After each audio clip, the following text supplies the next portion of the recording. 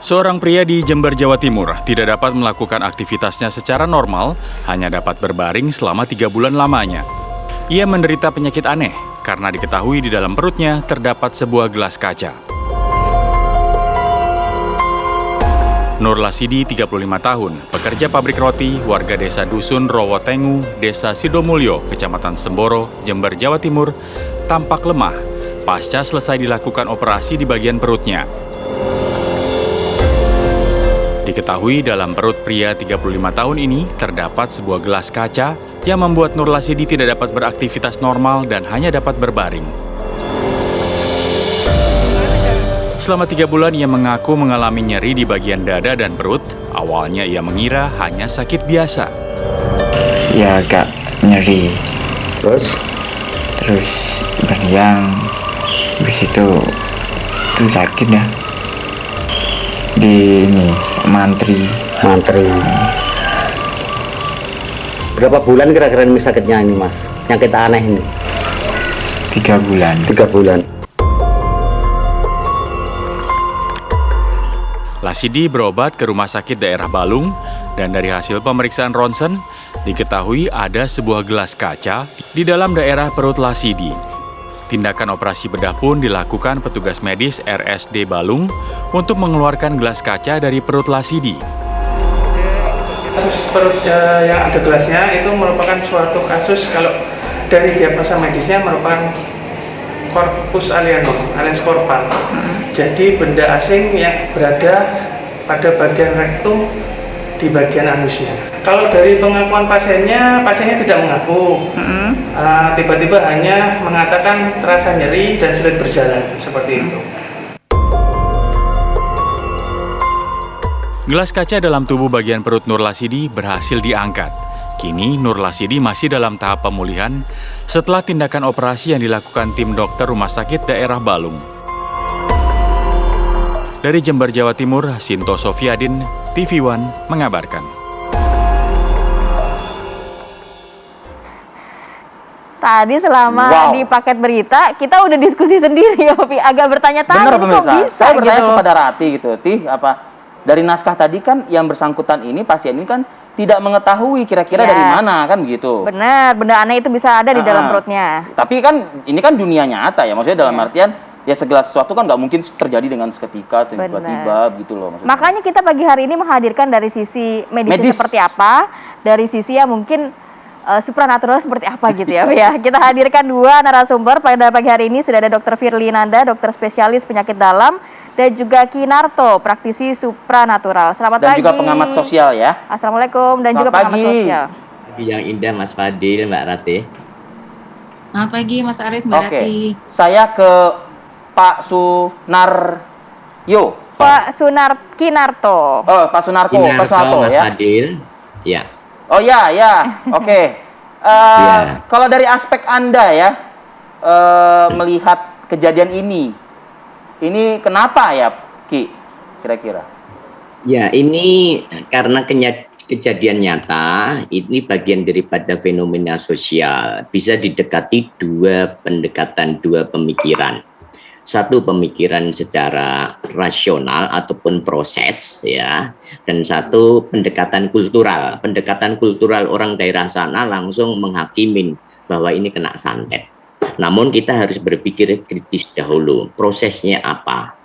Jadi ya, saya kemarin melihat juga itu ada gelas ya, ini gelas, saya berikan contoh gelas, dan ini adalah yaitu penggaris.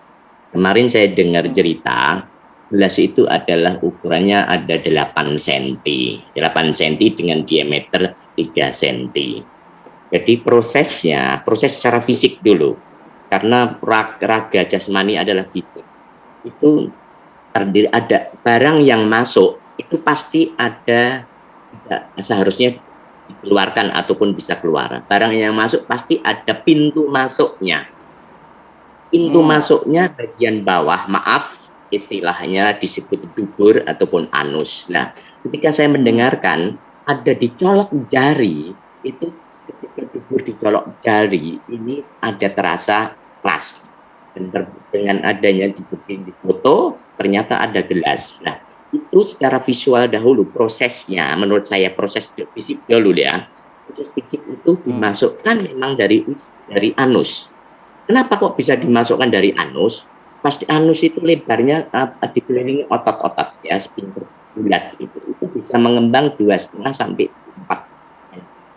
Nah ini pastinya gelas ini dikasih minyak dahulu, latihan ini bisa masuk karena bagian tempat rektum itu panjangnya sekitar 12 cm, jadi bisa masuk secara fisik. Mungkin nanti itu dokter bisa menjelaskan lah ya mungkin ya kali ya Pak Sunarto. Cuman dalam hal hal ini mungkin